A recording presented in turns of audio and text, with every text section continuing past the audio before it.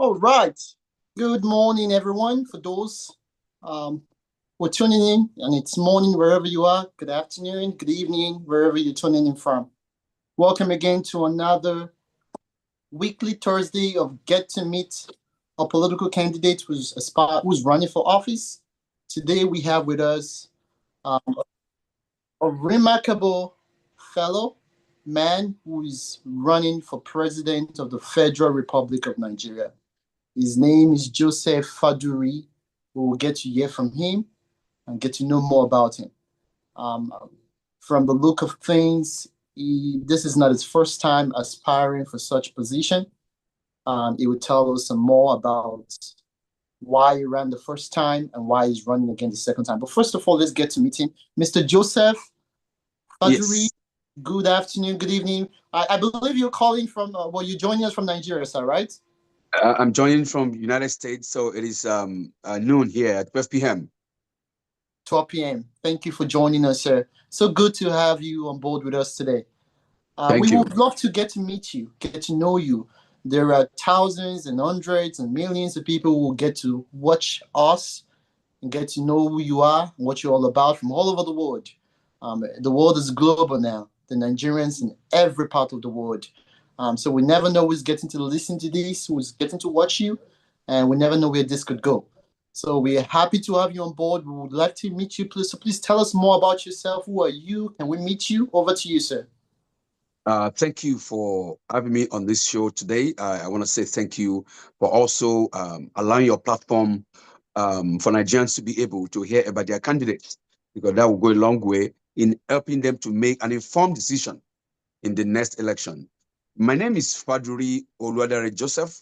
I'm a licensed nurse in the US, and I'm the presidential candidate of Action Alliance AA in the upcoming general election in 2027. The youngest of the candidates, and a candidate that wants to preach about a generational shift of power in our nation. That it is time for us to rewrite the story of Nigeria. It's been a story that has not been palatable in the last couple of years. It is time to rewrite that story and to create a new script and to make Nigeria great and giant again. Thank you. Thank you so much, sir. Thank you. You ran in 2019. Please correct 2023. 2023. 2023. 2023. Um, uh, Go ahead, Under sir. Labour Party. Under the Basically, what happened was that before 2023, I was part of those Nigerians who were complaining about how things were bad in our country. I've been in the United States for over 15 years, and I come often to Nigeria twice or even twice a year. But when I come to Nigeria and when I go back, I realize that things were worse than the last time I came. So I was wondering, why is it that when I come to Nigeria, things were always worse, than the last time I came? So that's why I said, okay, instead of complaining about it, let me see what is happening in other nations of the world. And I traveled to up to 26 countries around the world to see what is working there that is not working in our nation. And I realized that the only thing that is working in those countries, though not perfect, is leadership. We lack leadership in our country. We have a good leader. When you have leaders who all they are doing is stealing, what do you expect the followers to do? When you have leaders who are looting, what do you expect the followers to do? So our nation is a country that has everything, but lacks everything because of lack of good leadership at the top. And I said, okay, so if that is the case, then what are we going to do about it? And I think the voice says to me, say, okay, what are you going to do about it? Stop complaining, get involved, and make a change in your nation. And that was why in 2022, I left United States and I went to wake up a dead and sleeping Labour Party and make it viable, make it vibrant. Before Mr. Peter B came in a few days to the primary, and when the party said, oh, okay, maybe because it's been a past governor, so let's see if we can, if I can step down for him.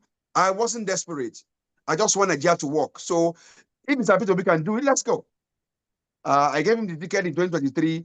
I came back to the US to start the obedient movement in the US registered. You can go and verify. and the election come and gone. But in 2027, I felt that it is time for a change of power completely from the old to the younger generation. Because these people who are contesting today, some of them have been running Nigeria since 1999, when some of us were still probably babies, and they told us we're going to be leaders of tomorrow. So at 49, 50-year-old, when are we going to be leaders of tomorrow if we don't pick up our nation today and start running it? So some of them are in their 70s, they're in their 80s. It is time for them to retire. It is time for them to pass the baton. And that is why I'm taking over, that responsibility, that it is time for us, we, the younger generation, to take our country and run with it. Thank you. Thank you so much, sir. Thank you very much, sir, for that. We never got to know that. Thanks for sharing that you were one of those who started the obedient movement. Many watching us today would literally ask the question as to whether or not it's wrong for an individual who is considered, just like you've said, to be in the older generation to aspire for the presidency. What do you have to say to such individuals out there who would be asking the question as to what's wrong with being old, and what's wrong with being in the old generation and running for president of the Federal Republic of Nigeria, especially when you could still deliver? What's wrong with that? Thank you. A lot is wrong with that. As far as Africa, most importantly, is concerned, if you look at the rest of the world that is prospering, you realize that their leaders are young. And the ones that have older leaders, they have a structure already in place that with or without them, the nation can function. But when you look at our country, Nigeria, look at the crop of leaders at their old age who are trying to change our country. They are leaders who, even when they were young, they were never best of leaders in our country. They are corrupt, and there is nothing that we can write home about that they have done so much enough to warrant that, they have created a structure in our nation or institutions that can help make the country or the nation greater. But not just that. They have experience, but the experience they have is not in nation building. The experience they have is in looting. The experience they have is in corruption. The experience they have is not in how to make our country better, but it's in sharing rice and beans. That's the experience they have when we're talking about technology, AI in other nations. So at this time of our nation, it is time for them to pass the baton.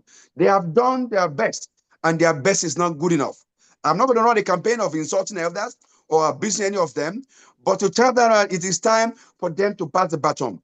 A white man says 65-year-old is an age of retirement. Why do you think they put retirement at 65? Not because there's no wisdom, not because you don't have the capability, because at 65, you are now declining. Not just only in wisdom, you are declining in health. You are declining in everything. Look at the last 8 years of Muhammadu Buhari. He spent more of the years outside of the country for medical treatment more than being in the year for taking care of the business he was hired for. Look at the same thing with our President Bola Ahmed Tinubu. Every 2 months is out of the country, going for medical treatment abroad. You can imagine how much dollars we are wasting, how much resources that Nigeria is committed to. They are going abroad for medical treatment. We need a younger generation of leaders who will be in the country, who is elected to be Nigerian president, who will stay in Nigeria to fix Nigerian problem and not running to France and Europe every 2 months. So this is why there's a problem with these older generations, that it is time for them to rest. They are tired and they have run out of ideas. Thank you. Thank you. So let's pick back from what you said. Is it that it's the absence of a younger presidential candidate or aspirant that got you into the race for presidency? Was that what got you into the race? What got me into the race is when I see not just that there's been younger people getting into the race. At least Sowore has tried a couple of times, and many other younger people.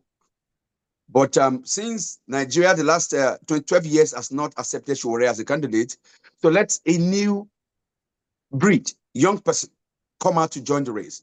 That is one. Number two, I saw a nation that has everything and yet lacked everything. Nigerians were not asking for too much. Nigerians are only asking for basic, for their government to provide the basic security, food, jobs. Those were the basic things. Housing, those basic things were what Nigerians were asking for. But these leaders we have could not even give Nigerians the basic.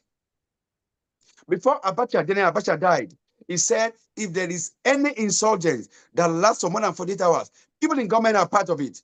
Look at the way insecurity has become a business in our nation, where our government has lost control of insecurity. Look at the way farmers cannot even go to farm anymore. Nigeria used to be the food bucket of the world before. Nigeria used to be as safe as the heavens. You can walk from Sokoto to Maiduguri barefooted without even taking a vehicle. Now, with your vehicle, you are flying plane, you are afraid to land. Ukraine that is fighting war is even safer than our country where there is no war. Insecurity has ravaged nation, and these leaders has no control. They don't even know what to do. When the world are using tech, look at what Ukraine is doing with a drone of $35,000. They are fighting war. I'm not even sure whether we can even fly a drone in our nation. Kidnapping all over the country. Unemployment like the world has never seen. Many youth are now, leaving the country because there is no greener pasture in our nation. They are looking for greener pastures in other nations when we have everything to succeed in our nation. So all of these things were what, put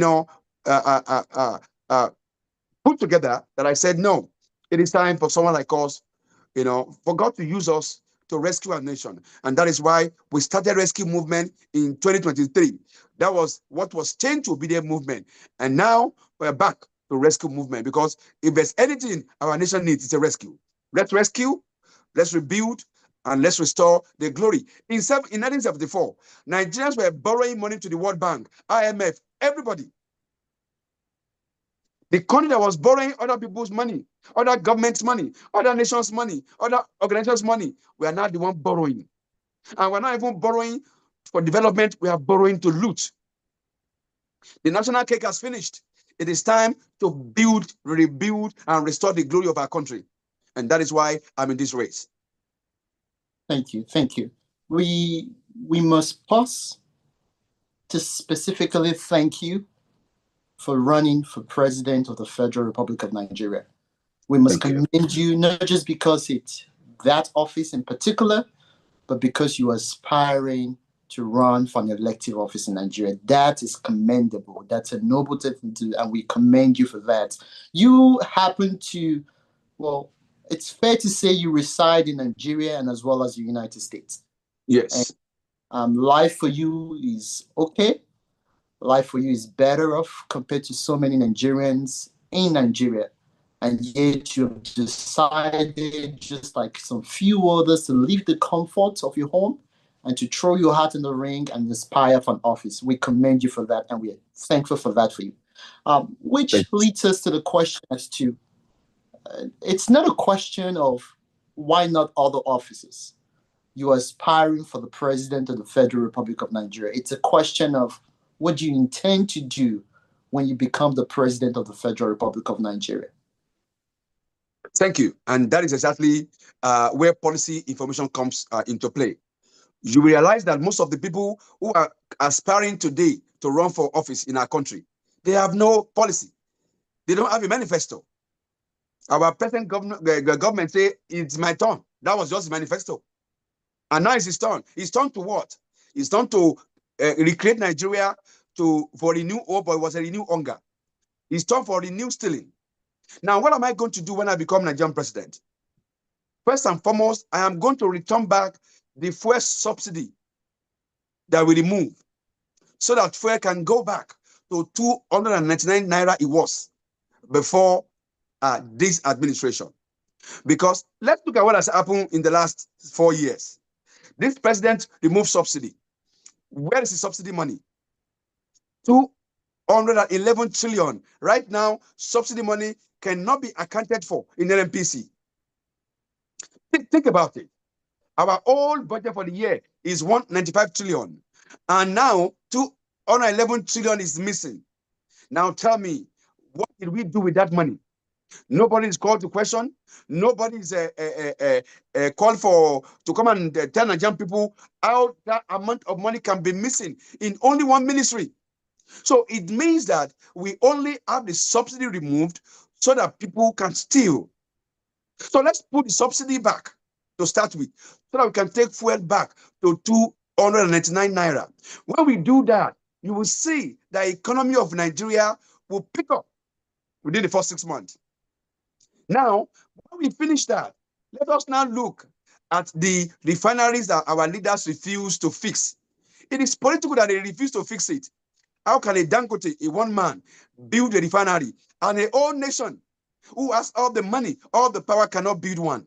So it means that not fixing the refinery is political, so that they can take crude oil out of the nation and claim to refine it abroad.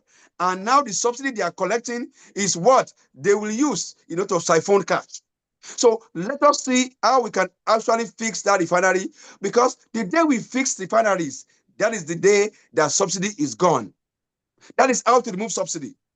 Fix your refinery so that you can be making sure that your crude oil is refined in your nation. You don't have to take it abroad and pay dollars and bring it back, that you have to pay for the differences. During this war that is going on between Iran and United States, I visited Doha, Qatar. Do you know that before the war, fuel in Qatar is 2 Qatarian riyal. And during the war right now, if you go to Qatar, or if you have somebody in Qatar, you can call them. Qatar is still selling fuel for the same price, 2 Qatarian riyal. Do you know why? Because everything is done in their nation. They don't have to take it to a foreign country where they have to pay dollars to refine it. So let us return the fuel subsidy. If there is no corruption, we will pay that subsidy in 8 years. Buhari was paying the subsidies and we're not dying. Buhari did not even borrow money as much as President Bola Ahmed Tinubu has borrowed, even when he has removed subsidy. And all we are seeing money being done is being looted. That's number one.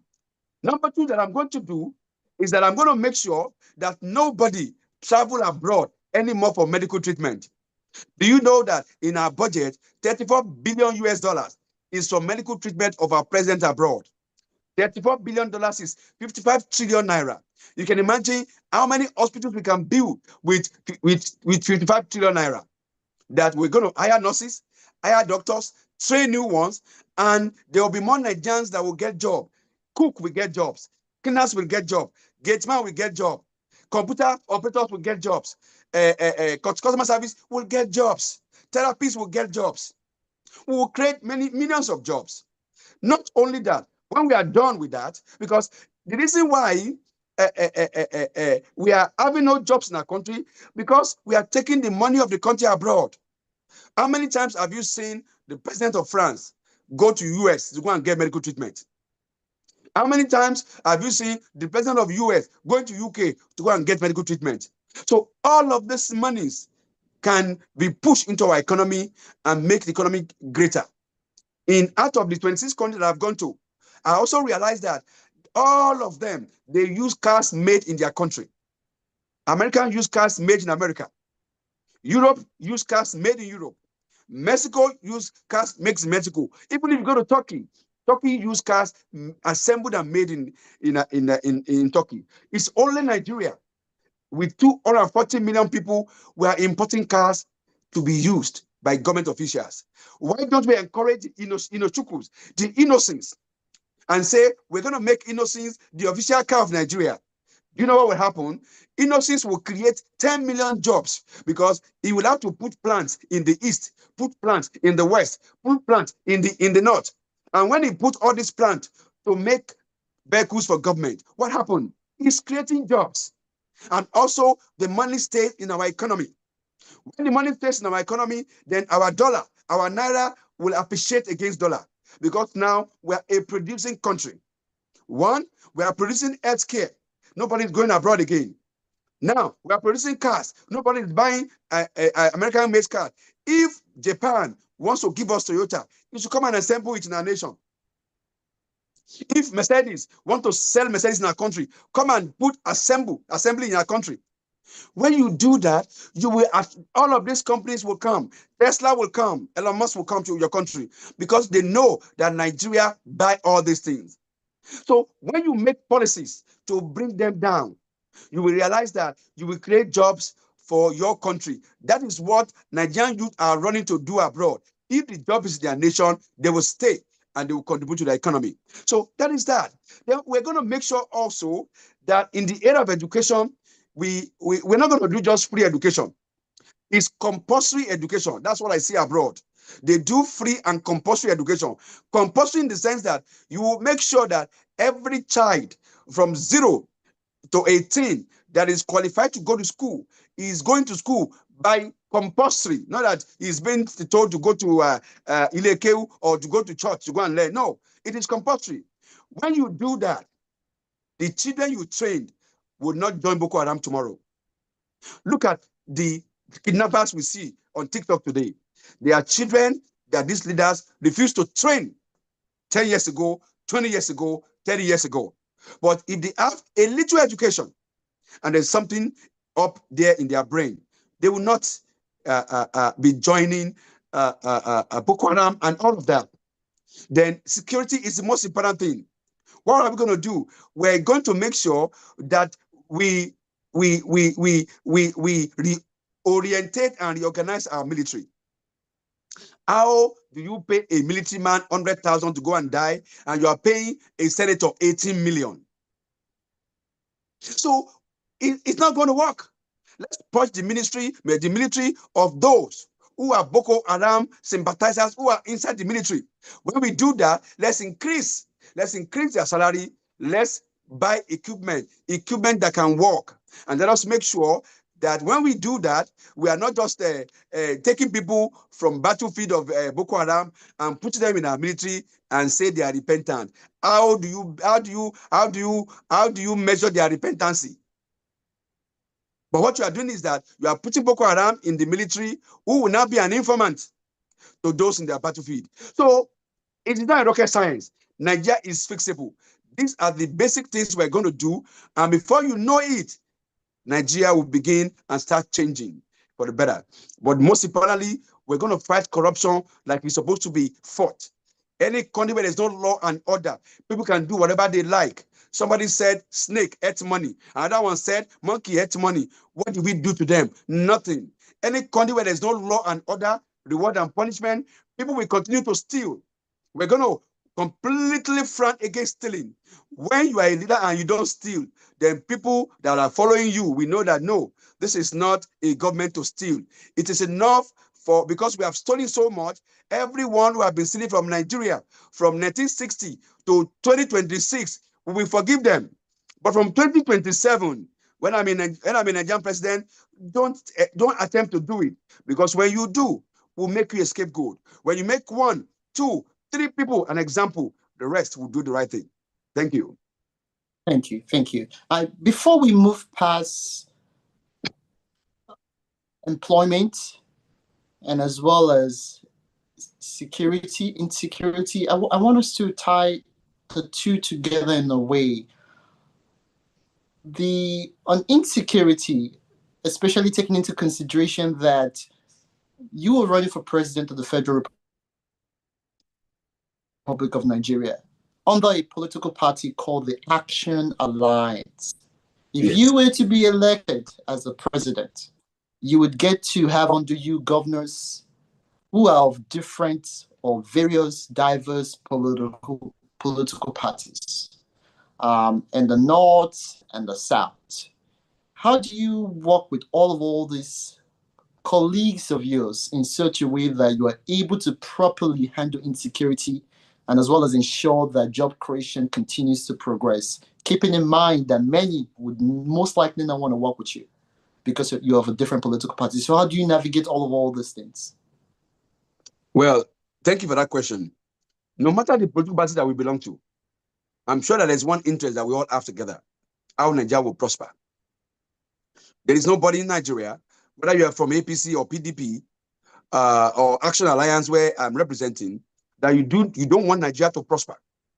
So we have a common interest, and the common interest is to lead a nation of prosperity. But what we have now is the opposite. Now, how do we get to a place of prosperity? Secured nation. Definitely, I'm going to work with all of these governors. But remember, most of these governors don't even have the authority over the security of the nation. The federal government has the authority over the security of the entire nation. The states are just given peanuts, to work with security. If anything happens in the state now, they'll have to call the federal government first. So everything is centralized in the federal government. So if the federal government can get its ass together, if they see a leader who is sincere, if they see a leader who is ready, and if they see a leader who means what he says, you will see that everybody will do the right thing. I will also be a president that will be talking to Nigerians every day. I love when I see American, leaders talking to their citizens almost every week. It gives the citizens the sense of belonging that, yes, we are part of this government. This man is carrying us along. When you do that, when you look at our nation, the last 4 years, I don't think you can count up to 1 to 5 times that our president has spoken to Nigerian people in press conference. I don't think I count 5. But when you go to nations that are working, you will see their leaders talking to them every now and then, telling people what to do, what is working, what is not working, so that people can come together to support such a government. So I'm going to carry the people of Nigeria along, and it's going to be a movement, not just for election. Even after the election, the movement continues. Any leaders who is not ready to make Nigerian work will have something to answer to Nigerian people. So we're going to work with them to make sure that states where I see that the governor is not ready to work and his security seems to be sabotaged by the government, we'll declare emergency there and do the right thing, fix it. If you're ready to fix it, see, Nigerian president has a lot of power. A few years ago, President Bola Ahmed Tinubu, 1 or 2 years ago, declared state of emergency in Rivers State, even where there was no emergency. So imagine the states that are now bedeviled with insecurity in Nigeria. Then you can declare state of emergency. If the governor is not ready to follow what is going to secure his people, we declare state of emergency. So the president has a lot of things he can do, a lot of power that he weighs. Nigerian president is the most powerful president in the world, not even American president, because power rests in the hands of Nigerian president. American president, power does not completely rest in his hand. There is people that can stop him. The people can stop him. Senate can stop him. House of Rep can stop him. The judiciary can stop him. But in Nigeria, everybody is in the pocket of Nigerian president. So you can see how powerful a Nigerian president can be if he's ready to fix his nation. So it is fixable. So while we are creating all these jobs, bringing all these good ideas to make Nigeria work, anyone who's going to stand in the way, Nigeria will have something to do with them. Thank you, Mr. Joseph. I want us to go back to what you said regarding the Labour Party, the former political party you belonged to. How that you mentioned of you stepping down for Mr. Peter Obi so he could emerge as the candidate on the Labour Party. Do you have any regret towards that decision? Do you feel you would have done a way better job in that election of 2023, defeating whoever was in the race at that time, other than Mr. Peter Obi? Well, I wouldn't say I have any regrets.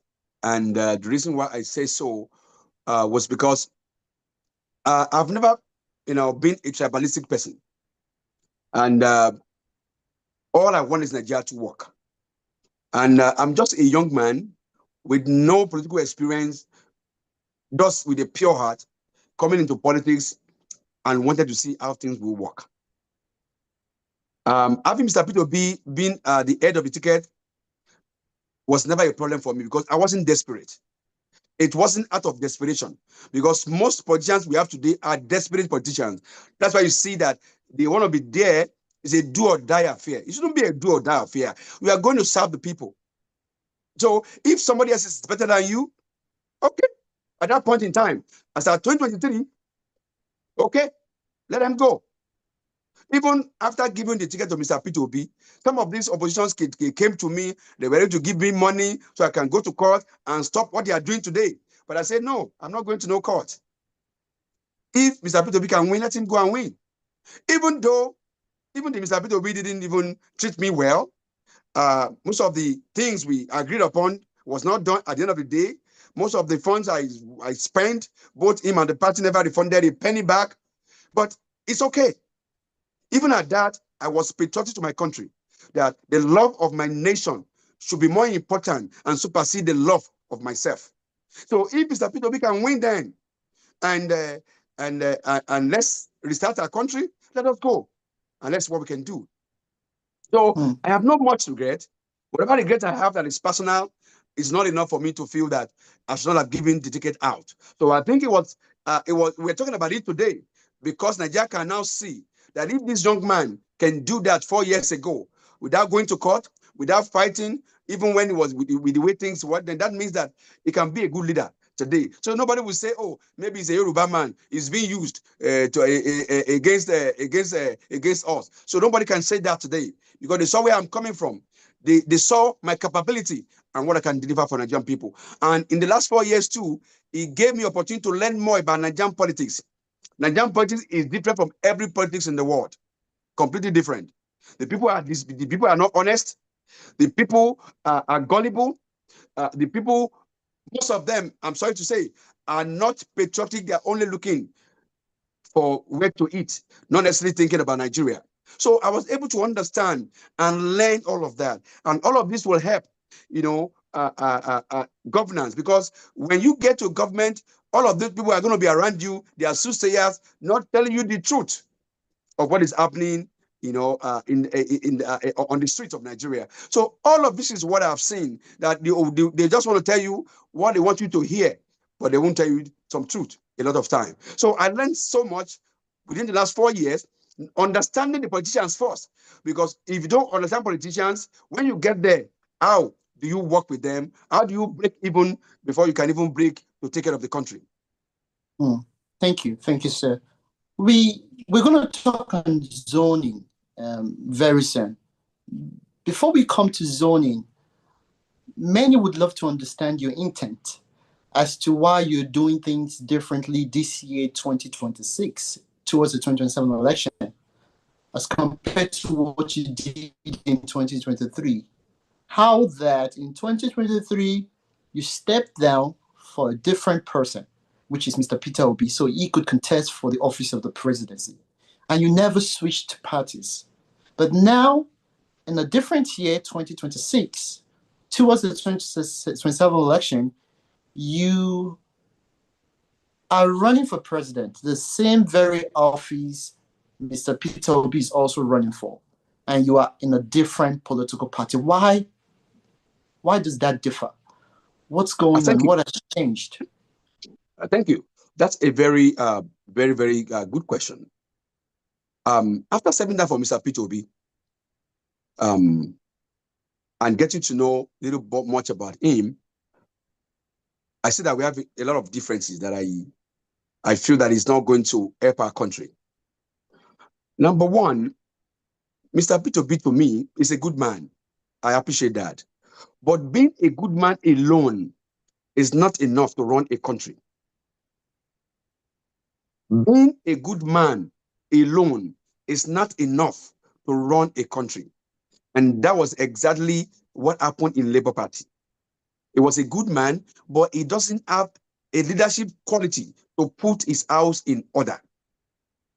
And under him, we can blame everybody. But not blame the man on top of. He was the leader of the party. As a leader of a house, if your house is in disarray, it is your duty to fix it. We are blaming President Bola Ahmed Tinubu today for insecurity in Nigeria. Because why? Because he is the president of Nigeria. We're not going to blame Fadri Joseph. We're not going to blame Jude Esse for what is happening in Nigeria. Who do we blame? We blame the leader of the country. But look at how Labour Party was torn apart. And Mr. Peter Obi could not undo just Labour Party. So what happened? Labour Party is a macrocosm of the macrocosm of Nigeria. So if Labour Party that represents a small Nigeria, where you have the good, the bad, and ugly, we cannot manage them. How would such a man manage a complex nation like Nigeria? This is not Anambra State, where people speak almost the same language.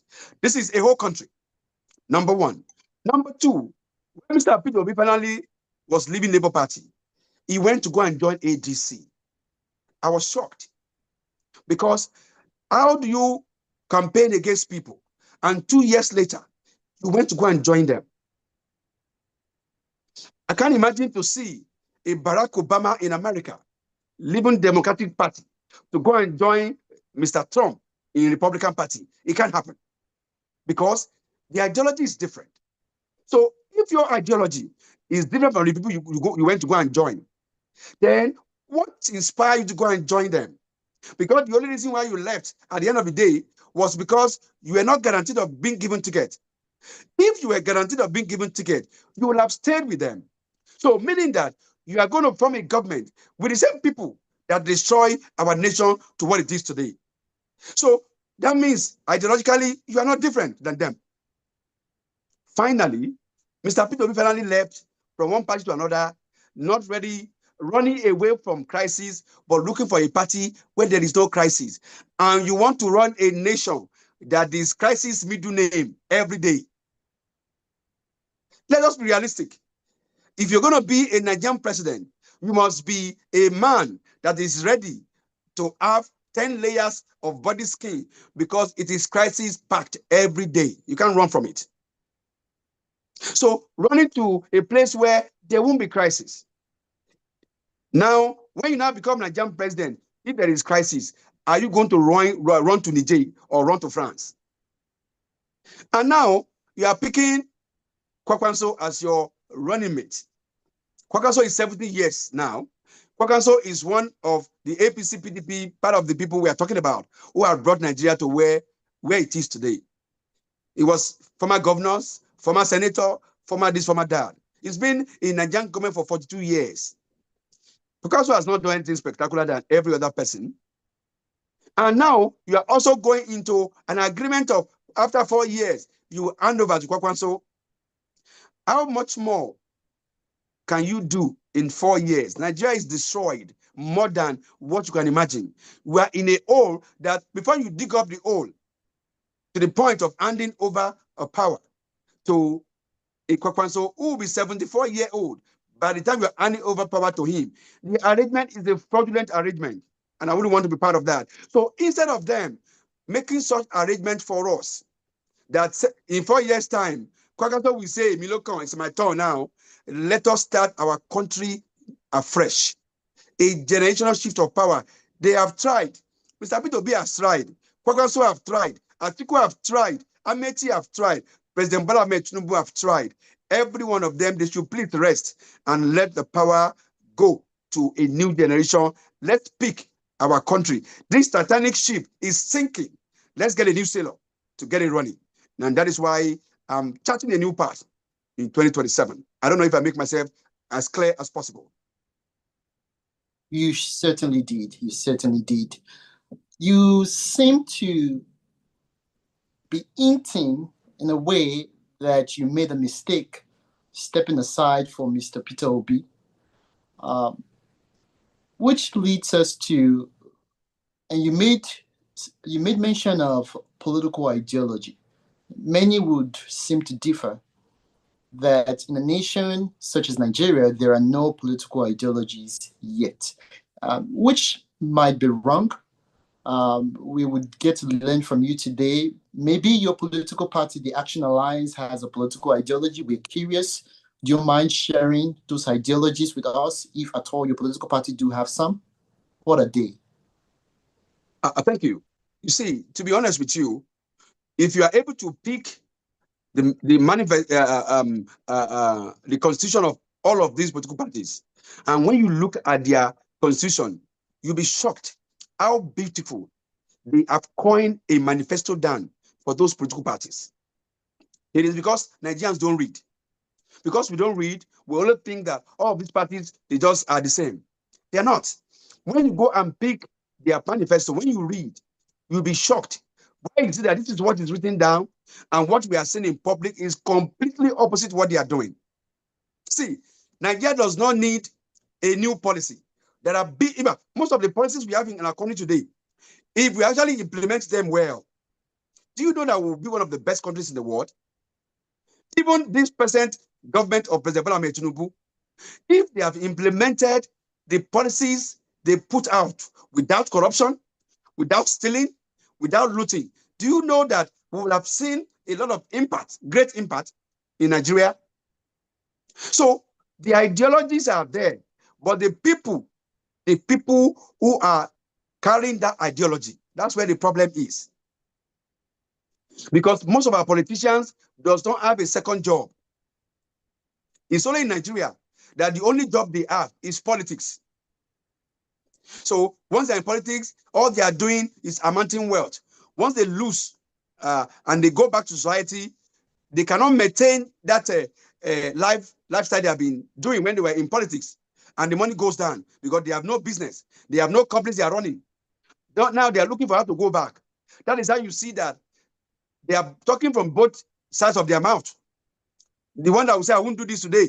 You will see them, if I can use example of Reno Mokri, who will condemn a government today, and tomorrow they are joining them. Why? Because they have no any other job they are doing. The only job they have is politics. But now I'm a politician. I'm also a licensed nurse. I just left Nigeria. I'm now working. So if I leave presidency tomorrow, I can go back to hospital and continue my work as a nurse if I want to. But they don't have anything. That is why it looks like there's no ideology, because every one of them are the same. But some of us want to change that orientation. This generation of politicians, we want to retire them and start a new, that's why I call it rewriting a story, the new story of Nigeria. So it will not be a story where there will be ideology, so that your party will be known for something. Before this generation, when we have the likes of Obafemi Awolowo, Nnamdi Azikiwe, Tafawa Balewa, they were people with ideology. You know what Action Congress, what it was for. You know what NCNC, led by Nnamdi Azikiwe, what it was for. You know what Shehu Shagari and Tafawa Balewa, what their party, we knew them. But after their time, this generation, when they came, there was no ideology. It was about money, looting, rice and beans, and that was it. So what we are saying now is, in 2027, let us start our country afresh. Let's rewrite this story. Let's tell Nigerians that people have ideology. And when they have ideology, you will see that this is what they stand for, and this is what they are doing. And that was why I said, if Mr. Peter Obi had ideology and stand for something, then he won't go and join the same set of people that he told us that we all know are the problems of Nigeria. And also, if he has ideology, there are millions of good people in the north to pick. It doesn't necessarily have to go and pick a Kwakwanso to be running mate, because Kwakwanso belongs to the same part of people for the last 42 years that has wrecked our country. So he cannot claim now to be the one that is going to fix it. So instead, let every one of them go and rest, and let us fix our nation. When Mr. Peter Obi was governor of Anambra State, he did marvelously well. He left money for the state. That's good. Well, it may be different from his set of politicians, but every one of them, I think they have tried their best. They should rest and let we, the organization, pick up the baton and fix our nation. Thank you, Mr. Joseph. The older generation, are they all done? Are they all done with? Don't you believe in a second chance for them, that they could do better, that they could turn a new leaf? Have you totally lost hope in the older generation, such that they can't perform anything good? And then which also leads us to, many would argue that it's a great political calculation on Mr. Peter Obi to have chosen a former governor, Mr. Kwankwaso, there in Kano, as his running mate, so as to win Kano State. Don't you think that's smart on his hand to do? Well, we're going to come down to what your own strategy are in terms of winning Kano State, because if you followed the results, I'm sure you did. The presidential election results, how that Kano really produced a huge number. And looking at that number, if you were to become the president of Nigeria, winning Kano is a must. Or All right. at least Okay. coming close to winning Kano is a must. So how do you tie all this together, sir? First and foremost, let me start from the first thing you said about our old leaders. Can we say today, because Super Eagles is not performing well, let's bring back JJ Okocha to come and play number 10? Can Brazilian team says, let's imagine that Pele was still alive, or where we see have Ronaldo, let's say, oh, Brazilian team, because they lost in the World Cup, oh, I think we need to bring back Ronaldo to come and play so that we can win next World Cup. Am I making sense to you? These leaders are done. They have been former governor, former senator, they are tired, and we all know that. We can see they have nothing else. There's so much stealing under them, they don't even have an idea. Do we even know if they are medically fit? There is something that is done abroad. You are medically tested to see whether you are even fit. Why did Biden didn't run last election? Because he wasn't medically fit anymore. Our leaders, are they medically fit that they are going abroad every 2 months for medical treatment? They are not medically fit anymore. When Buhari was head of state at 29-year-old, was he traveling abroad for medical treatment? But when he came back as Say Baba, he was going abroad every month. When President Bola Ahmed Tinubu was a governor of Lagos State, was he going abroad for medical treatment? No. But today, he's going abroad for medical treatment every other month. They are tired. They are not medically fit. They are not physically fit. So if that is the case, let us allow them to rest. If I have a father at 70-year-old, will he still be working while I sit down at home and eating? I will tell my father, Papa, go and rest. It is time for you to hit the labor that you have worked all your life. So they have done it is time for them to rest, so that we, younger generation, it is Seyi Tinubu that's supposed to be running for election, not Bola Ahmed Tinubu. Having said that, using Kano as a calculation to pick Kwankwaso, I disagree with it, and I will tell you why I disagree with it. Last election, Mr. Peter Obi won that last election that it was rigged out without picking anybody from Kano. Nigeria was not as worst as this 4 years ago. Yet he got 6 million votes. And most of those votes now have dropped out away from him because they realize that he's a man that is not stable, he's not ready to feel the heat, and he's not ready to stand on something. Because if I ask you today, what are the policies of Mr. Peter Obi? He doesn't have one. Mr. Peter Obi tells stories. That's what he does. That's what I realized. That, okay, what is Mr. Peter Obi's stand on this? Mr. Peter Obi does not have a stand on anything, but he tells stories about it. Stories that you and I can tell. But Nigeria's story is not about story anymore. It's about what are you going to do? When they ask Mr. Peter Obi what he's going to do about electricity, he said, oh, on electricity, I'm going to keep what I'm going to do. No, tell the people what you will do. It doesn't mean if the government of the day want to steal your idea and do it, let them steal it and do it. You want Nigeria to work anyway, let it work. So, picking a Kwankwaso from the north or from Kano because it's a calculation, I disagree. Nigeria does not need a Kwankwaso to vote who they want to vote for. So Kwankwaso and Kano is not even together anymore. Don't forget that the former governor, the governor right now of Kano is with APC.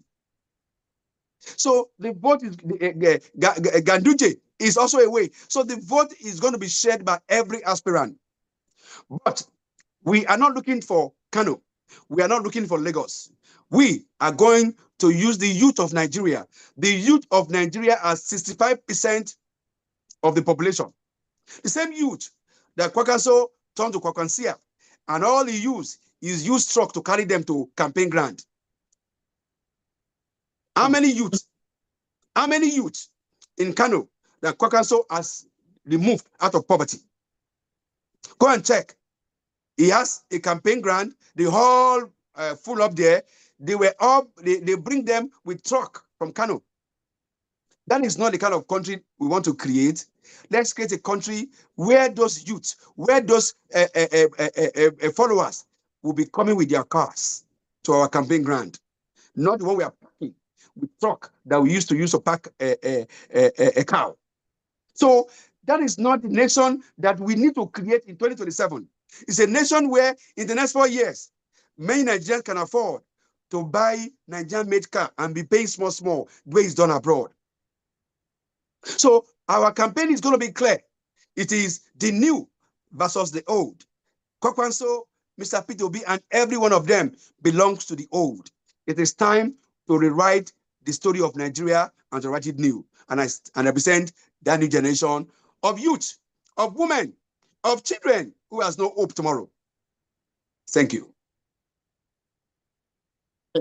Thank you, sir. We want to get to learn some more about your political party, the Action Alliance.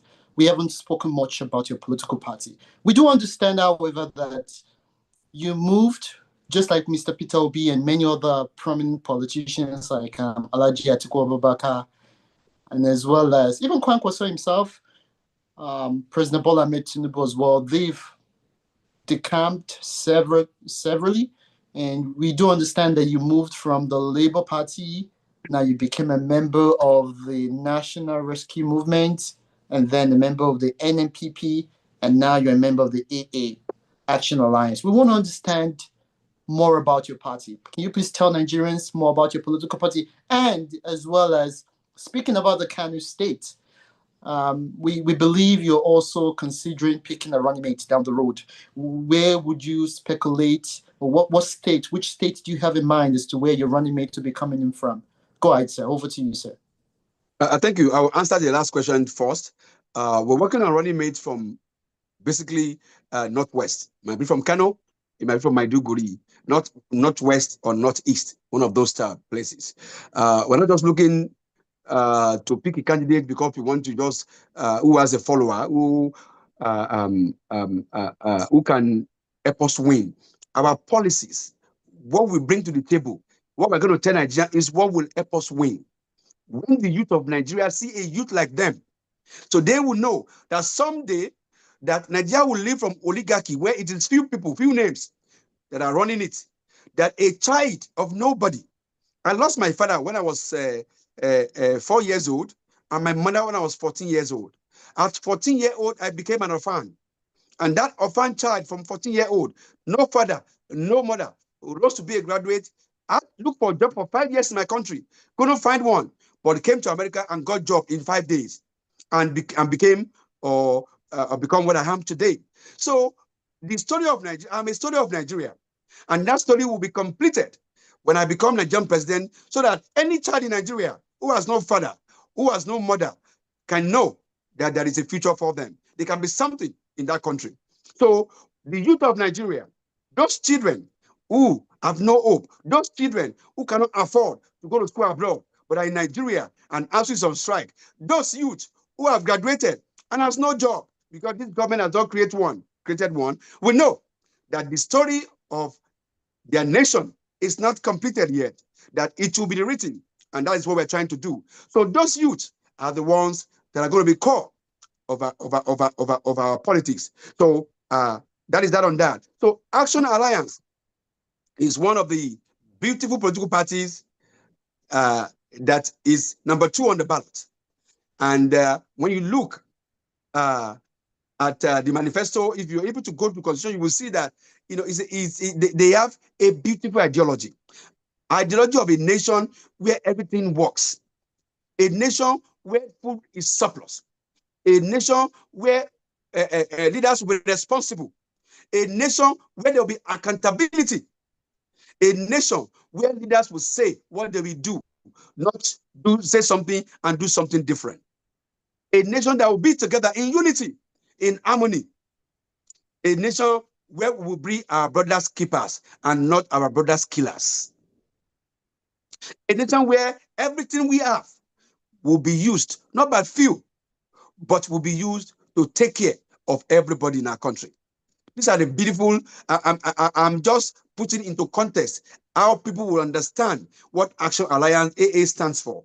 And many of these parties too also have these beautiful ideas, but it's just that we have people at the top of their ticket who cannot translate it into reality to make life of Nigerians beautiful, better, and prosperous. Thank you, sir. Many politicians use the word Nigerian youths a lot. Can you help us understand what groups of Nigerian youths are you referring to? Because all the political parties have Nigerian youths. They are all banking on the Nigerian youths. There are Nigerian youths in the APC, in the PDP, in Labour Party, in AA, your political party, in ADC and NDC. And there are Nigerian youths who are not so much interested in the forthcoming elections, who do not even have their PVC. And there are Nigerian youths, of course, quite a few numbers, or vast majority of them who are actually non-partisan, who do not belong to any political party. So when you use the word Nigerian youths, what category of Nigerian youth are you referring to? Can you help us clarify that, sir? I am referring to every Nigerian youth, no matter where they are. Whether youth in APC, whether youth in NDC, whether youth in the ADC, whether youth in HAPGA, whether youth in AA. Because these politicians have used us, because I belong to the youth age. They have used us. We are used and dumb generation. So this election, we're not going to be used and dumb generation anymore. We're going to be youthful and not useless anymore. Because we have been a youth, they classify as youthfully useless. Let's use them to carry ballot. Let's use them to carry gun. Let's use them to win. And after we win, finish, we dump them until the next 4 years. Because you realize that after they become leaders finish, you go and take the appointments. If they want to appoint you into places, they will give them essay to government on this, essay to this and that. But go and check their main appointments. They are given to themselves. So all they have done in the last couple of years is use the youth of Nigeria to gain power, only to dump them. So every of those youths are my target. It is not just youth in AA alone.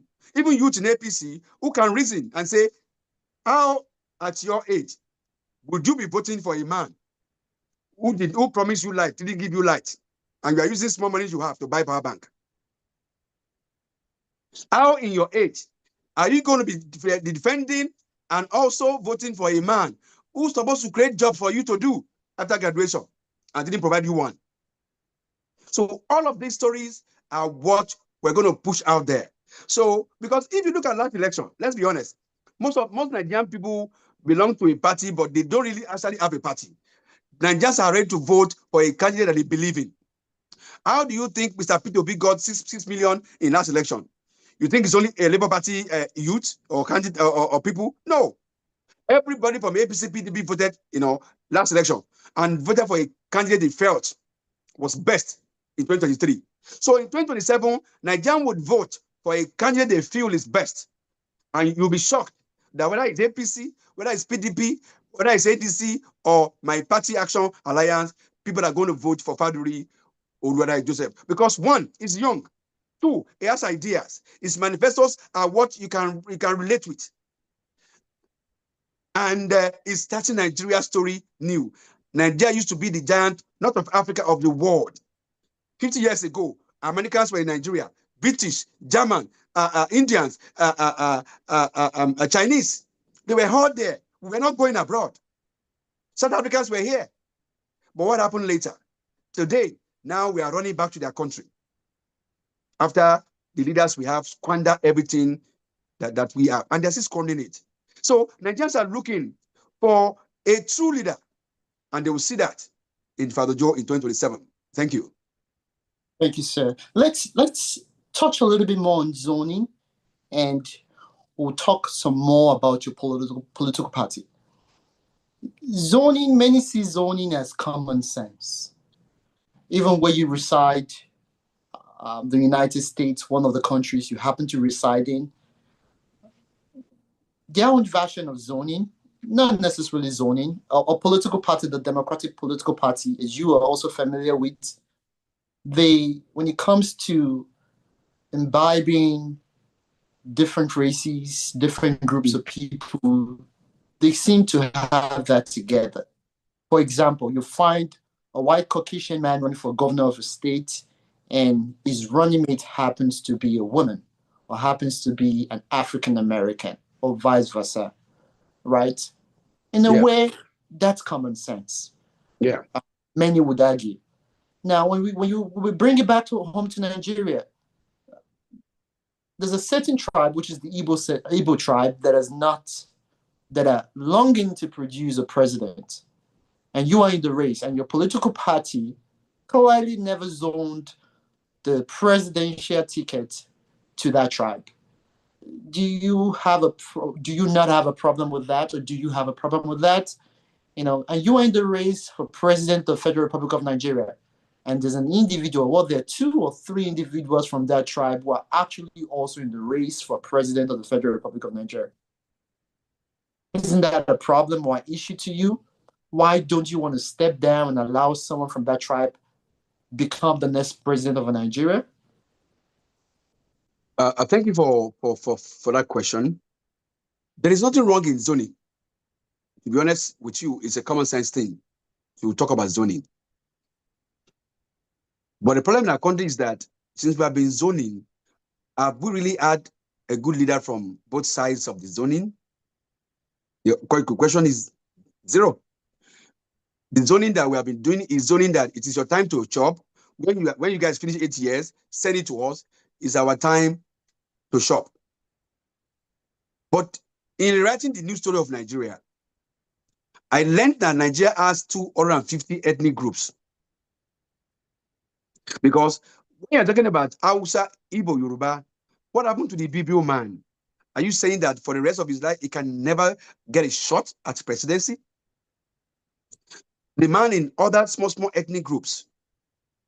I want us to rewrite the new story of Nigeria. When I become Nigerian president, I have an idea to put together a 500-man panel constitutional review committee, picking two people from each ethnic groups of that 250, making 500. Let us sit down. Let us rewrite our constitution, how we want to be governed. So that at the end of the day, we will now call our constitution, we, the people of Nigeria, wrote this. Not the one given to us by military or the one given to us by some kangaroo constitutional review committee and handed over to us, and it has not been working. Having said that, in 2027, I do not see that power going to the southeast is going to be the solution of Nigerian problem. See, if you have one good leader who is doing the right thing in our country, you know that Nigeria will not talk about zoning. If you have a leader who, for instance, is carrying everybody along, is doing for the east, is doing for the west, is doing for the south. The reason why we are doing the zoning thing is because we feel, okay, it's our turn too to chop. It's not because of, if you have, for instance, if I become Nigerian president and I make Innocence the official car of Nigeria, who owns Inochukwu Innocence? It's not from the east, is that part of Nigeria? At the end of the day, I will not empower the whole Eastern people that they are the one producing cars that Nigeria is driving, all Nigerian officials is driving. Do that make sense to you? So, yes, a lot of time, what is happening in our country is because every of these zones feel marginalized. That is why people are saying, oh, it's time for our own to run too. because you guys are not giving us nothing. When you create a nation where people feel to be part of the government, nobody will cry. Even though in America we're talking about, okay, some of these things that that goes on, even in a state where it doesn't happen, we still move on. We still get, because the leaders still there, still get things done. They don't marginalize any race. But many people in Nigeria are marginalized. The Fulanis will say they are being marginalized. So everybody feel marginalized because we don't have a good leader at the top. When you have a good leader at the top who says nobody is going abroad, we are all going to school here, school is compulsory, and provide money for education, and the Almajiris, the Fulanis, the Hausas, the Easterners, everybody is in school, paid for by government. In Qatar, once you are ready to go to school, Qatar pay for your school fees from primary school to university, irrespective of which tribe you came from. So in such a country, would you feel marginalized when government give you free education, whether you're Hausa, Igbo, or Yoruba? So the reason why we are doing all of these, north, south, it's because we have not got a good leader. The day we got a good leader, we rewrite the story of Nigeria. One of the things I want to do is day one to free Nnamdi Kanu from prison. Because if we are holding him because we felt he committed felony, because he did, the people in government are doing worse than what Nnamdi Kanu has done. Let's forgive everybody and let us start the story of Nigeria new. And you will see that Nnamdi Kanu will not ask for IPOB when he sees that his region is fully represented and given the opportunity, to produce something for Nigeria. So our country and our problem is not necessarily this zoning thing. It's because we have not got a good leader at the top. That's why sometimes I could buy the idea with Atiku, even though he's selfish of wanting to run forever. But when you have a good leader, which cannot come from Atiku anyway, a good leader like us, you will see that Nigeria will no longer talking about zoning. They will be now talking about a good leader, because we need a good leader, not just to zone to somewhere. What are we zoning? What are we zoning it for? Is it because of money, because of looting, or because of good governance? Thank you. Thank you. Still on the issue of zoning, I want us to dig a little bit much more deeper.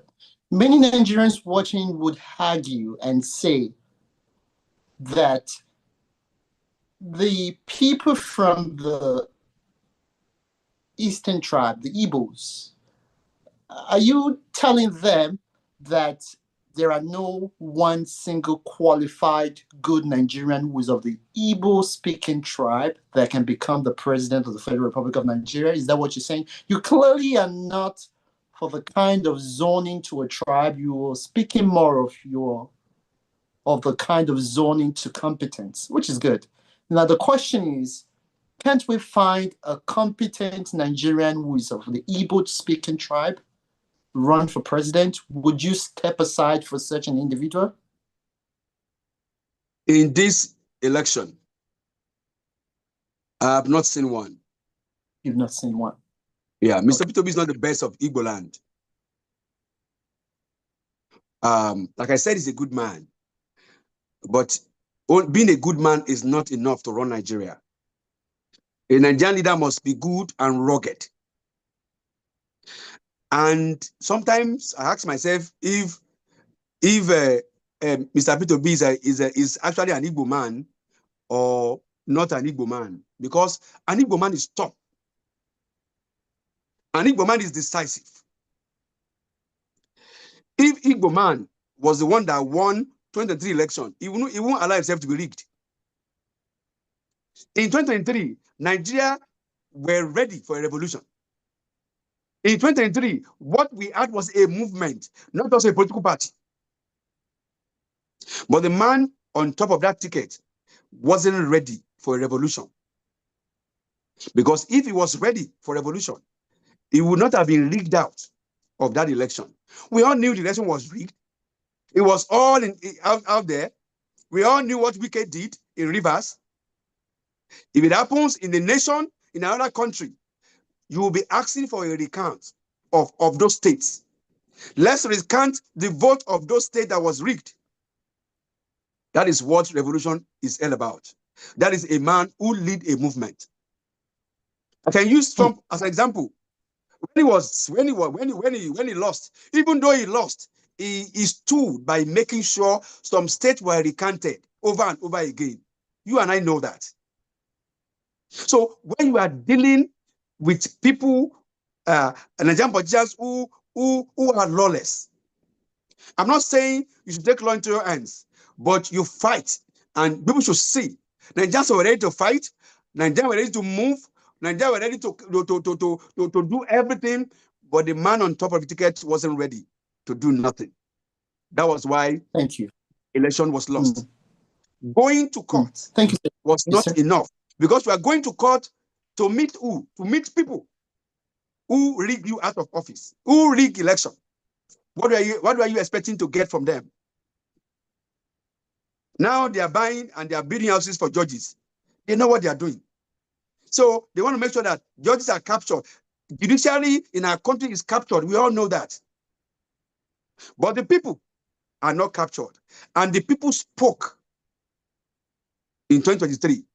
But the man that has the baton could not finish the race with the people. So what will happen in 2027? Now that Tinubu is now the one organizing the election, except in another movement for someone who is ready to lead the movement, that is when we're going to have a country. So I hope I'm able to make that, clear. So it is not that there are no good, great people in the Southeast who can be Nigerian president, but I don't see it, Mr. Peter Obi. I'm sorry. He's a good man. I'm not going to take that away from him. But Nigeria does not need only a good man now. Nigeria needs a good man who can also kick ass. That is what we need in 2027. Because things have gotten spoiled so much that, look at what happened in Labour Party. Being a good man also led Labour Party to be destroyed under Mr. Peter Obi, and he could not hold it together. Being a good man, make him to go to ADC. Being a good man, make him to go to where now is easy, given ticket unopposed. Fight. A good man must be a fighter. An Igbo man that I know, they are fighters, but I don't see one in Mr. Peter Obi. So when I see one that is a fighter, when I see one that is rugged, when I see one that shows to be ready, then I will support. And that is why I'm standing, that what we need in 2027 is not just, okay, look at, the man has not even taken power. He's already promising, after 4 years, I'm going to leave. What about if after 4 years, Nigeria wants you to stay? We are not even giving the people. We are closing door because you've got to sign an agreement with the Kwakwanso that after 4 years, we'll give power to him. That is the only reason why Kwakwanso is in the game. And we are saying it every day, and we are not even giving the people that want to vote for you the opportunity that after 4 years, if you do well and if they feel you should finish the 8 years, we can rearrange, we can make adjustment. Even if we say we're having 8 years, we can make adjustment to the 8 years. If we have a good leader who is competent, Nigeria will not care. If in 4 years' time, if you have a good leader who has turned Nigeria from what it is today to better, do you think Nigeria will say go and because your time is over? No. There is nobody who will see a good government and don't say, stay and finish the job. Because Nigeria is not looking for just rotating power. They are looking for competency. They are looking for a leader who can give them the basic standard of living that we get across the world. So if you're not saying you're going to do 4 years, no matter what, you're going to leave, then you're not ready to be Nigerian president. Let the people decide in 4 years' time if they want you to stay or they want you to leave. So all of this combined together is the reason why I am standing to say enough. All of this generation should go away. And let us not make a mistake of saying because we want to give an Igbo man ticket, he's going to be there for 4 years and hand over power. No matter what he has done, he will just hand over power and won't be able to finish what he has started. Let's use Alex Otti, Abia State governor, as an example. He's one of the governors we are saying he's doing well. Is he leaving? He's not leaving. is contesting to finish the job. So if you are going to fix Nigeria, you need to finish the job. Let the people be the one to say, we want you or we don't want you. But when they have put gun on your head to sign for 4 years, and everywhere you go is 4 years, you're not spending more than 4 years, then you're not ready. Did Mr. Peter Obi run Anambra and finish it in 4 years? No. He spent 8 years to finish his job there. So now compared to a country that is already bastardized, that is already, do you know how much debt we are in today? How much crisis Nigeria is in today? Unemployment, oil theft, and all of that. There's a lot to fix in our country. Insecurity all over the place. There is a lot to fix in our nation. And to say, I'm not going to come in 4 years and no matter what happens, I'm leaving. No, it's a fraudulent arrangement. And that's why I'm not supporting it. So we may be differ, but I'm not supporting it. And I'd rather stand as a new face, a new generation to take Nigeria to where it's supposed to be in 2027. Thank you. So you intend to fix Nigeria's problem in 8 years, correct? You need 2 terms to fix Nigerian problem. Definitely, Nigeria is messed up beyond what anybody can fix in 4 years. Let us be honest. Nigeria is messed up. Because one problem in Nigeria is that once you leave a government, you know that there's no continuity in government in Nigeria. Even when you have a good idea, when a new government comes, they abandon your project because they want to start a new one in their name. There are some good projects of Jonathan that Buhari came and abandoned because they want to start their own. There are some good projects of Obasanjo that the next government didn't pick. There are some good projects of Buhari that Tinubu came and dumped. That is the story of our country. I can assure you that if a Mr. Peter Obi starts a good project, there's a lot of possibility that after 4 years, Kwakwanso abandons them and start new one. And even apart from that, at 74, is already over old to continue to run Nigeria. So that is the problem I have with the arrangement. So anyone that will fix Nigeria, that will give Nigeria light, that will fix the refinery, that will fix education, to be honest, will spend more than 4 years. If after 4 years, Nigerian fix is not good enough, just like we are telling Tinubu today, we are not good enough, go. Let Nigeria be the one to decide. Let not the politicians be the one to decide. So I am not saying I'm spending 4 years or 8 years. I am running for Nigerian president. After 4 years, whatever we are able to do, let Nigerians decide if they need us to finish this job or they need us to go. Thank you. Thank you, sir. Thank you so much, sir. You, as president, when you become the president of Nigeria, you would have the privilege of appointing people into your cabinet. When you look at the crops of people who are presently running for president, is there any individual or are there individuals there with whom you might consider extending, an olive branch to come join and be part of your cabinet as president of Nigeria? If so, who are those? Who is that person? Thank you for that beautiful question. And like I said, you're reading my mind because I've thought about it. That if I become when I become Nigerian president, who can I work with? I would promise you today, I will work with the best of Nigeria. I do not care which party they belong to. I will work with the best of Nigeria, not saying, oh, because he's not in my party. If there's anyone that I will work with as a Minister of Education, is Mr. Peter Obi. Mr. Peter Obi turned education in Anambra from something to something. And I feel that in that area, I will give him an A in whatever he has done in Anambra State. And I feel that someone like Mr. Peter Obi can be a Minister of Education in our country that will make our nation better, to fix our educational system. That's one person I can say to the public that I will do. So if there's anybody else that I feel, can help, that's of Sowore, I can bring them, all of them in. They have been criticizing government for a long time. Okay, this area of corruption, you get in there and let me see what you can do. And let Nigeria tell you your report card.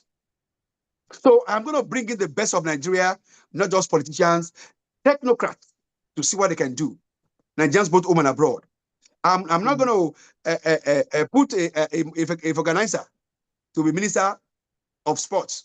No, it will be someone who has the experience, who has been there before, who has played football before, who knows what it feels to be a footballer. So when we begin to do all of these things, you will see that we'll have a nation that in 4 years we'll be proud of. Many of our fellow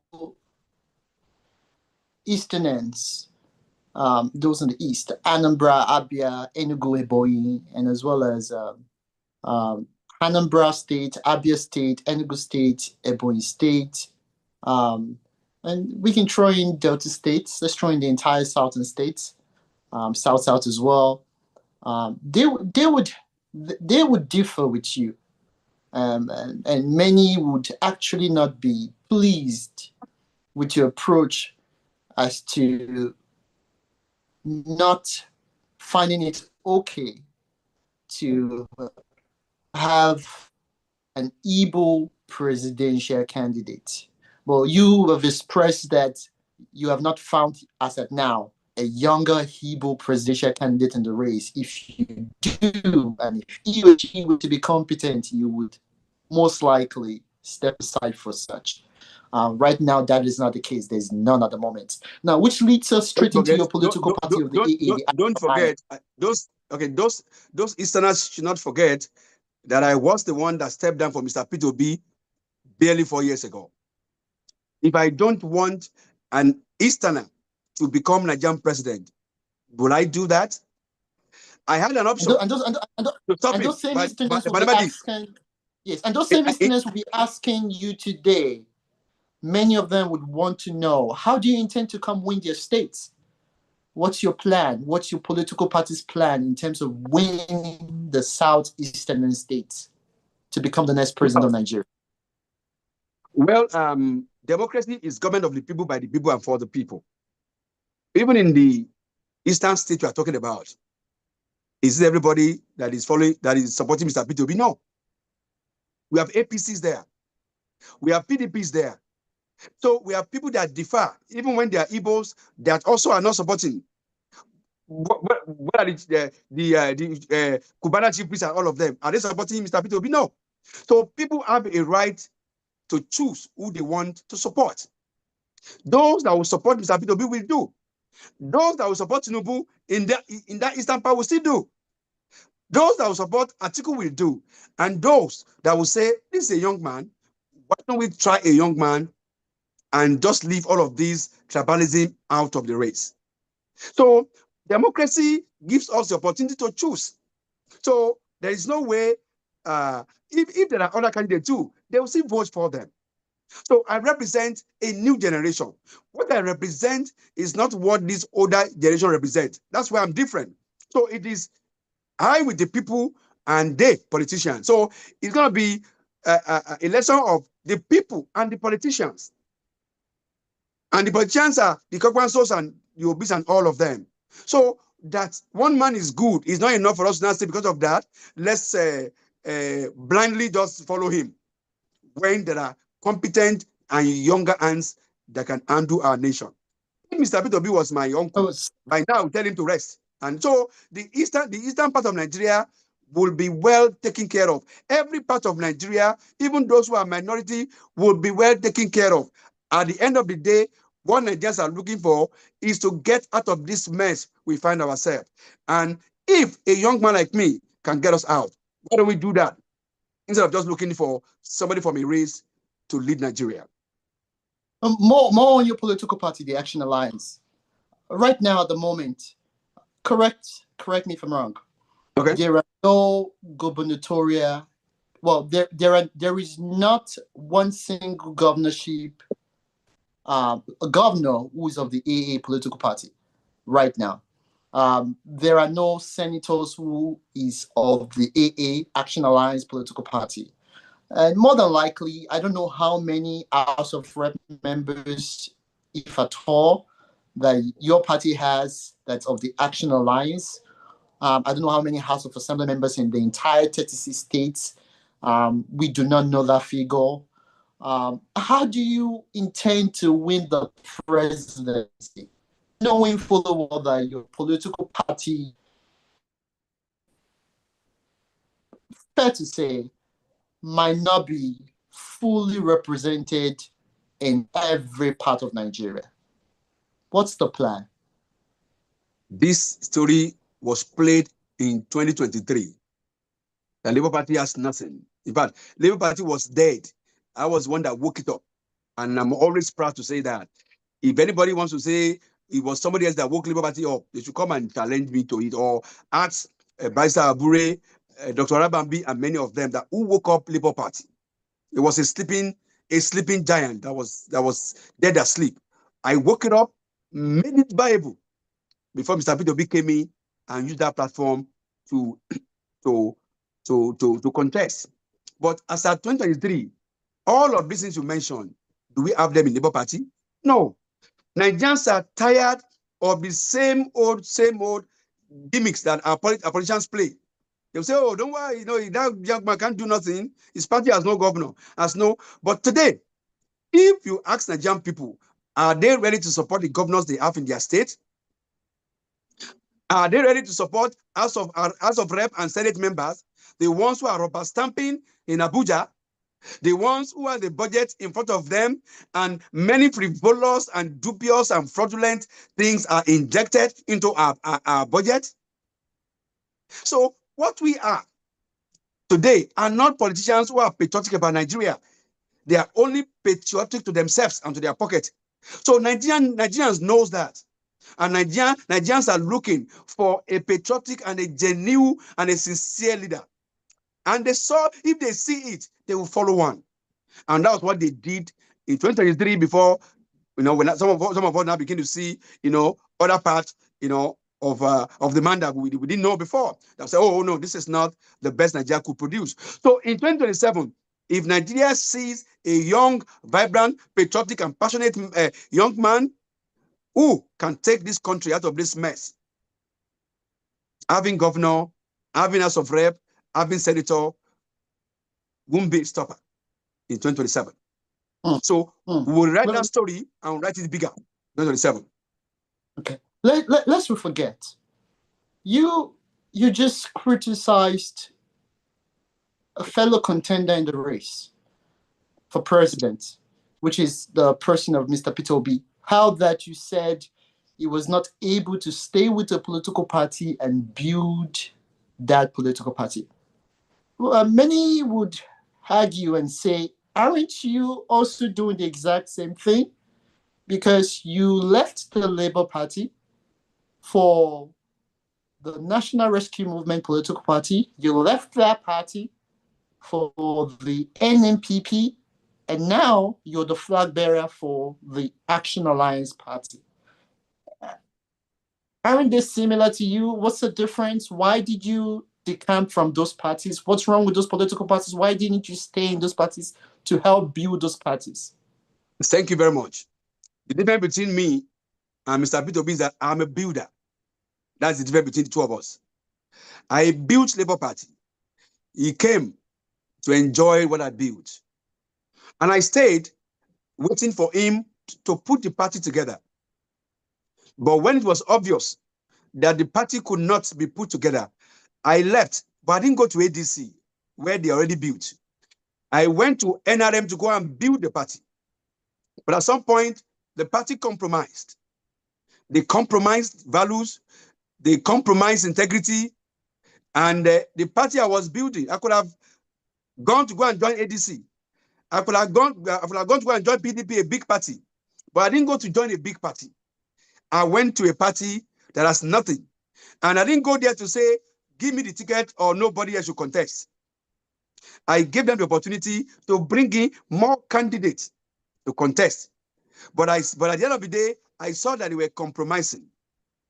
That the ideals was not to produce a presidency. The ideals was to get money and to sell their soul, to the ruling party. That was why I left. NNPP was the party I started from in the beginning. And I tried to call them to go back to say, let us work together. Let's see what we can do. I went to them and I went to the faction that was fighting to be on INEC Portal. I stayed with them and I fought with them to get them on INEC Portal. But unfortunately, these are leaders who are just looking for money, not looking to produce good leaders. So most of the parties we have in Nigeria are not parties who are looking to be an opposition for better governance. They are mostly opposition to what they can get. But in the middle of all of that, I am a fighter. I fought. I wasn't just jumping from one to the other. I was fighting along the way. That is how you know a leader. A leader who can fight, and after fighting, you realize that, okay, I'm not a leader of a party. But when Mr. Peter Obi was the candidate of that party, he was the leader. So he had more power. He had more strength. In fact, if he cough, Nigerians will follow and say, yes, what that man said is what we're going to do. So he had the power I never had. If I had such power, I would have stayed in the Labour Party and put the party together. So because I don't have the power that he had, there's little to what I can do. Those politicians in those parties have the power until they hand over the power to you as a candidate. So that is the difference between us. So when we restart the story of Nigeria, we will create political parties where there will be ideology, where it won't be for money, it will be for patriotic service of Nigeria. Thank you. Thank you. Thank you. We're going to bring this wonderful dialogue to a close shortly. But before we do, you happen to live in one of the diaspora, you live outside, you live in the United States and as well as Nigeria. And every blessed day, thousands and millions of money is being poured into Nigeria from Nigerians in the diaspora who are outside of Nigeria. And they could literally call the shots as to who would become the next president in 2027 of the Federal Republic of Nigeria by telling their friends and families and loved ones as to whom they should commit to voting for, right? Diaspora voting, sadly, was not a success this time around. That would have been so helpful. And right now, we are at a point whereby in a way, we have a very weakened opposition, right? Political parties have been weakened so far. Now, many would say that whoever is going to be the next president of the Federal Republic of Nigeria owes the nation an apology for bad leadership. And we certainly hope that if that were to be you, you will get to address the entire Nigerian populace and apologize to them for the bad leadership for many years. We, of course, as always, we're very appreciative that you've thrown your hat in the ring and you're running for president. And we want you to take this moment to tie all these things together and address Nigerians all over the world. Speak to them and tell them your mind, and tell them what you're looking forward to, even for those who are discouraged in terms of participating in the upcoming election. What you have to say to them, go for it. So it's your time right now to address the Nigerian people. Over to you, sir. I want to first and foremost say thank you, Mr. Jude, for giving me the opportunity and your platform to be able to reach many Nigerians, both home and abroad. Thank you, and thank you, and thank your team who also are doing this. Now to my fellow Nigerians, both home and abroad.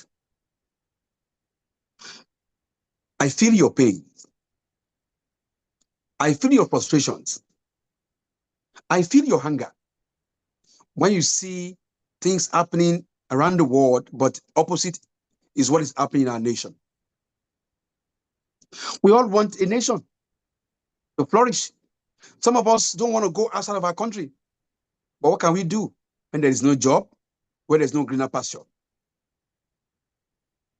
But also, we are to be blamed for where our country is today, especially the good people, because many of us left politics. We left, we felt, no, it's a dirty game. We are educated. I don't want to be part of it. No, it's for touts.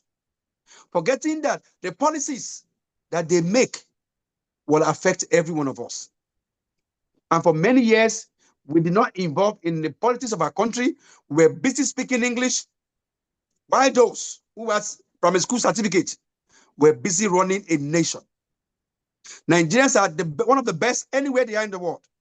Best doctors, best nurses, best this and best that.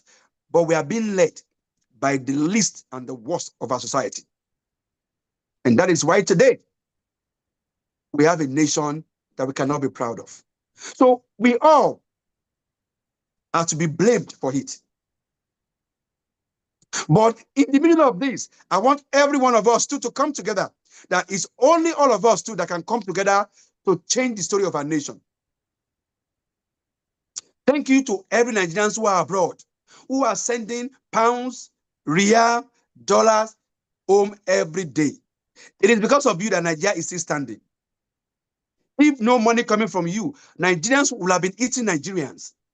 But because some of you are still sending a little dollar, a little pounds home, Nigerians still have hope of being able to eat the next day. But we're going to go beyond just sending money home to determine the destiny of our nation from 2027. That everyone we are sending money to in Nigeria, also you are going to reach out to them that even though I cannot vote, you are going to represent my vote. And I will tell you who to vote for. Not this crop of leaders who have run our country, who have ruined our country to what it is today. But a young man who has lived in life as a story of Nigeria, no father at 4 years old, no mother at 14 years old, but in the middle of that, didn't become a tout, went to school, graduated, became a sociologist, got an opportunity to go abroad, started, opened a foundation since 2014, helping people, helping widows, giving scholarship. And yet, in 2023, fought to us to have a nation. And in 2027 now, wanting to sacrifice everything he has so that we can have a country. Knowing that that country you are, in the US, in Canada, in UK, people fought for it. So we must fight for our country, because if we don't fight for our country, we will have no nation to go to anymore. We will become a second generation of slaves abroad who will not be able to go back to his country. So that is why we cannot give up on our nation. We cannot give up on our country. No matter how American you are, they will still call you Nigerian American. No matter how British you are, they will still call you Nigerian British. They will still put Nigerian in front of your citizenship. The only place, only one place you are called Nigerian and nothing else is in Nigeria. The black people has built the world, built America, built Europe. The only one place the black man has not built is our continent, Africa. And if Nigeria, the most populous black nation on earth, can build one, it will spread across other African nations. So I'm calling on you to support me, to join me. Go to www.fadojo.com.ng and see how you can contribute, because this fight, I cannot do it by myself alone. The people I'm contesting with have stolen so much. So dollar by dollar, pounds by pounds, we can match them. But people by people, we can match them. If you can call on 2, 3, 4 people of your people back home and say, please support this young man, and let's rewrite the story of our country. So that someday Nigerians will carry their bags, whatever they are, and the one and say, it is time to come home to Nigeria. Thank you. Yes, we can, and yes, we will. Thank you. Thank you so much. Thank you very much, Mr. Joseph Fadojo. We appreciate your time. As always, we are J-Field Strategy, a non-partisan political consulting firm. We strongly believe that a good candidate can emerge from whatever political party he or she finds herself. We are very thankful to see a young man like yourself who is aspiring to become the President of the Federal Republic of Nigeria, and we wish you the very best. Once again, we thank you and have a wonderful evening. And bye, everyone. Thank you.